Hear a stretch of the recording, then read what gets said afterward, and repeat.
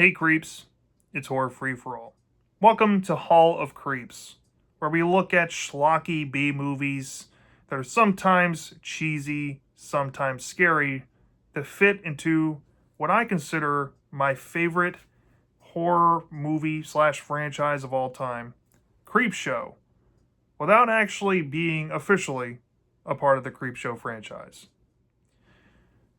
This movie I'm bringing up today comes from 2020, and it's a Sci-Fi Channel original movie. Now, before you go run away to the hills and say horror free for all, why the fuck are you recommending a sci-fi original movie in this playlist?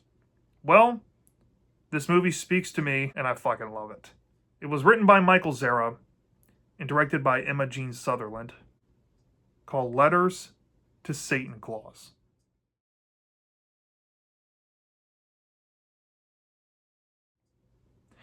Now I know, a Hallmark Christmas parody movie, how the fuck does that fit into Creepshow? Well, Creepshow, at least the television series, is known for taking outlandish ideas more so than its predecessors and playing it up in great effect. One of the biggest prime examples I can bring to light that really do compare kind of to my love of this film here is an episode from Creepshow from season 2. I think it was the second segment of the first episode, called Public Television of the Dead, which is about a knockoff Bob Ross fighting Evil Dead Deadites in a PBS film studio. That sounds ridiculous, doesn't it? Well, that's actually my all-time favorite Creepshow segment in the entire franchise, of which I hold near and dear. And I'm not the type of Creepshow fan or horror schlock fan that has to be like everything needs to be silly and parodic all the time. No. As a matter of fact, I hate that shit most of the time. But when it lands good. Like this movie. And here we are talking about a Hallmark Christmas movie parody from Sci-Fi. Written by a nobody writer, directed by a nobody director, and stars a bunch of semi-familiar Canadian actors that you might recognize in other things. More importantly, you might recognize specifically two of them. You have Miriam McDonald, who was Emma from Degrassi, and Daniel Cash, who I know affectionately as Carl Knave from Goosebumps trilogy 3-part episodes from the 1990s, but he's also been in a lot of films. Here's the thing. I know that a lot of people love Christmas. I know that a lot of you out there probably watch Hallmark Christmas movies yearly because it gets you in the spirit, it gets you in that holiday mood.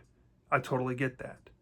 But coming from somebody who has a dark soul and more pessimism about the holidays than optimism most of the time, I find a lot of annoyance in Hallmark Christmas movies because they're so derivative and cliche and within themselves. And they've gotten so ridiculous to the point now where it's almost like the movies themselves are aware about how cheesy and formulaic they are. And they just go into that self-aware comedy route at times with some writing and dialogue in them, because the writers and directors of these movies need to entertain themselves somehow because they're writing these stale feeling fucking movies in droves for a paycheck.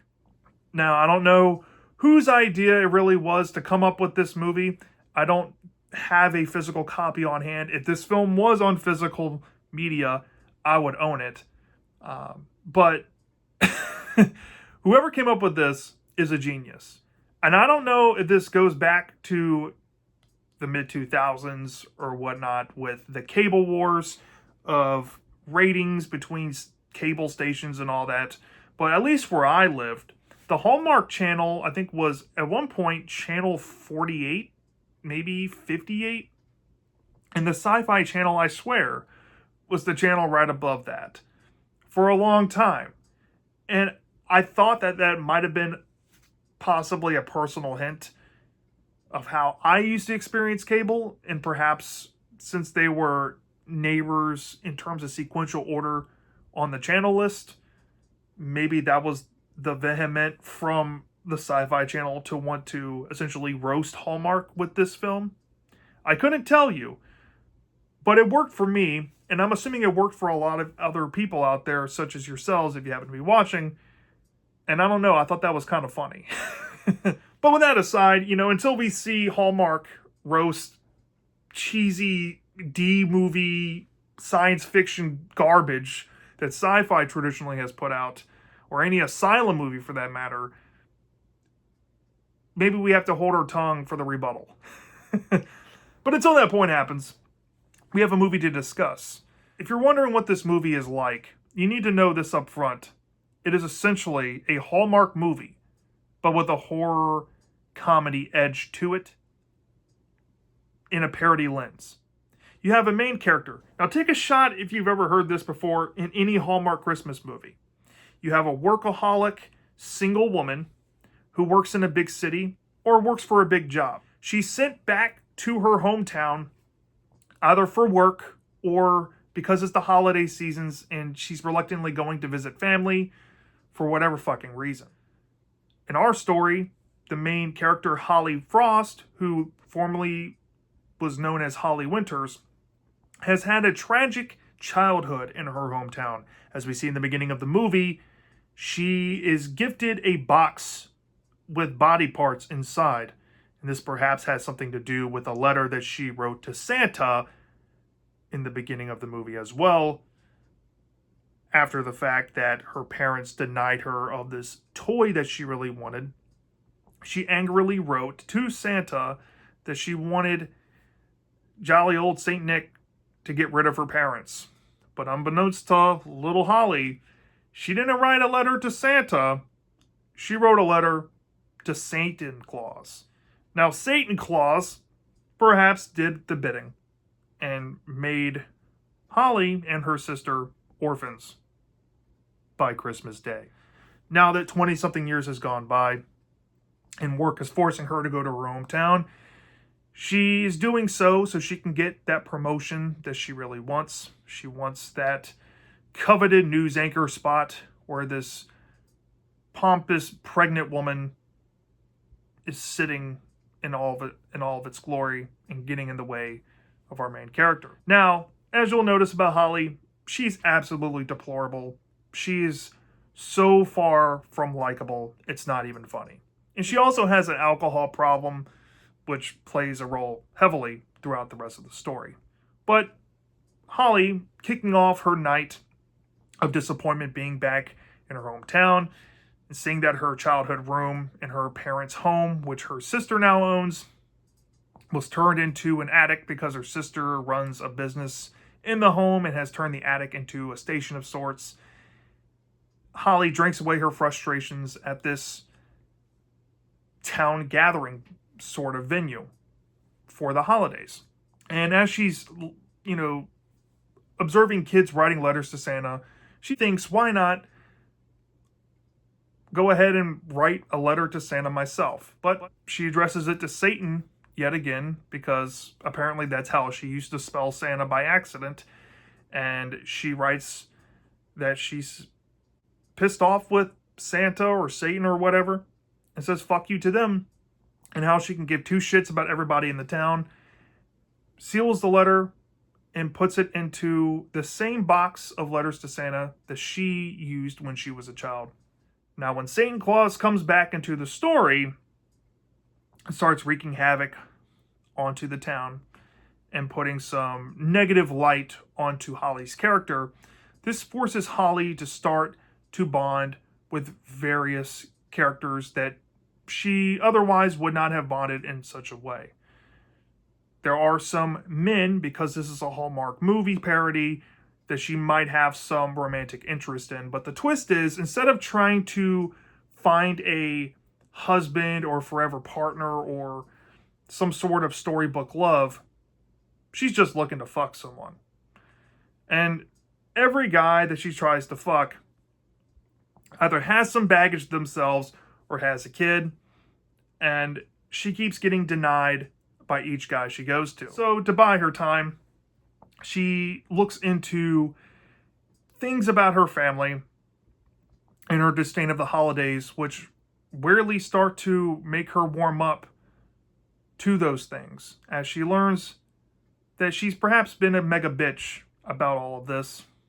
And being at home is not too bad. Unluckily for her, Satan Claus is already starting to unleash some killings on some townsfolk. And we see Satan Claus work their magic as a character, so to speak. Perhaps influencing certain people to inflict bodily harm, stalking people, and trying to frighten them, only to ambush them and do horrific things. And we even see a kill straight out of an Eli Roth movie before said Eli Roth movie ever came out, which coalesces in the story after some body count starts to pile up. The police start looking into Holly as the prime suspect. Holly maintains her innocence, and once she realizes the damage that she has caused, she decides to go full on Christmas spirit and tries to use the power of love and the power of community and Christmas holiday cheer to help defeat Satan Claus. And I'll just leave it at that. There's a lot more to the story, but I don't want to give everything away. I want you to go experience it for yourself because this movie's funny as shit. And it's also surprisingly gory for a sci-fi original movie. Now, I guess I'll address the negatives first here because these are not as pronounced as my positives. As you'll know, Sci-Fi Channel and budget go together like lamb and tuna fish, as Rob Schneider would say, even though he thinks those actually do go good together in Big Daddy. The CGI in this movie is pretty flawed, like your average Sci-Fi Channel movie. To give this film some credit, the CGI, when it is bad, is complemented by very great prosthetic work and practical effects, which I was not expecting. But in terms of scares involving the kills and tension, the film uses a butter knife to cut the tension. Everything about this movie is played to tooth and nail of being a parody of a Hallmark movie. And it painstakingly runs through cliches, not necessarily to scrutinize them in a smart way at times, but to kind of expose how silly and derivative they are and how you can make a joke at their expense. There's a whole subplot line about these vaping kids vandalizing the town that goes nowhere, but they're used as lines of dialogue to be funny. And it's fine at first, but as the movie goes along, these one-liner quips start to become less funny and more grating. And that's not even the worst part about the writing. Now, for the most part, this movie's smart in terms of its tone and how it's handling its influential source material, so to speak, of your just average generic Hallmark Christmas movie. The final 25 minutes is where this movie starts to fall apart in terms of coming together with the connective tissue. This is where the characters start to come together with solutions to solving the problem of Satan Claus, finding out ways to lure them into a trap, finding sudden ways to defeat said Satan Claus. And in the resolution of that, we get answers kind of out of nowhere of what happened to characters beforehand. And given the context, it makes it feel like some of this stuff was done all for nothing. And if that was the case, it raises a lot of questions about characters that we never really got to see in the story, but we technically did. And it makes you question, well, if these people are possibly okay, then what happened to them? The film doesn't ever fucking explain it. Aside from those negatives, I think this film was brilliant. For a low-budget movie, it had a solid holiday atmosphere. It had A great concept for a villain that I did not expect to like as much as I did. And it surprisingly had some decent backstory and mythology within the story about Satan Claus, the titular villain of this movie, and why they're doing what they're doing. And it's kind of fun, to be honest, for a schlocky horror movie. And this brings me to the character performances and the humor. I think the actress who played Holly did a captivating job at playing a hateable character early on that you kind of grow to love, and then you see the arc they go through, and you start to kind of love them in that cliche type of way, even though, especially if you hate Hallmark movies and you come to watch this, you probably don't want to like her and you don't want to fall for it, because that's how Hallmark movies generally grip you and get you. But damn, if I said that it worked here, I'd be telling the truth. All the side characters in this movie had some fun moments, particularly with the men that Holly catches affection for. Anytime Holly meets a single guy in this movie, there's like a dramatic stare down from Holly checking these men out. And that's played up for exaggeration to kind of play on the Hallmark movie cliches. And that got me to chuckle quite a few times. There's some comments made from certain characters and certain one-liner quips. Even though they got old after a while, they were kind of funny and unexpected, kind of off-cuff. And you'll see that if you watch the movie. I really did enjoy that when it was good. Now, what we came here for, the kills, the monster action. There are some fun moments in this movie and utilizations of Satan Claus. Even though Satan Claus, in relative, screen time to the total runtime of the movie, which is, right under an hour and a half, Satan Claus is maybe in the movie collectively, if I'm being generous, maybe 12 to 13 minutes. But what we get from this character is so much fun. And I was not expecting it to kind of land with that sci-fi budget. But it did really work at points of the story. Yeah, if you're expecting some bloody moments, you get it here. You really do. And, we're talking about Sci-Fi Channel budget. We're talking about them having to go through a ratings board because they're airing it on cable television. They have to go through the FCC and all of that. They can't show certain things on the network at a certain time slot, whatever. I saw the intended movie, how it aired on the Sci-Fi Channel on the Sci-Fi app. So I couldn't tell you if there's an unrated cut out there. But if there is, I would love to see a potential director's cut or some deleted scenes if this movie ever does get released onto physical. I highly doubt it ever will. But if I see some bootleg of it, I'm going to pick it up. This is one of my most wanted movies on physical now. Just because I want to kind of hear the thought process behind making this movie and possible ideas that could have been really cool, but they had to scrap due to budget, which is unfortunate, but nonetheless, the moments we did get with the villain were quite fun. And in terms of it fitting into Creepshow, obviously you have to have some sort of underlying themes or messages within the schlock. And all the themes and messages you've seen in countless Hallmark Christmas movies, like reconnecting to your past, finding out where you come from, overlooking trauma, and finding ways to get over that. This movie is definitely an exploration of all those things, and it's been done plenty of other times. But what makes this more charming is the horror element, kind of bringing you out of that just Christmas cheese funk from time to time. I dare say, I absolutely love this movie. It's not the best made movie ever. It's not the most groundbreaking thing ever. But it's smart at what it does. I think this has a huge possibility of becoming a cult classic. And if you're a massive fan of Creepshow, or any schlock fan out there that just loves monster schlock or creature feature type of movies, you need to check this out.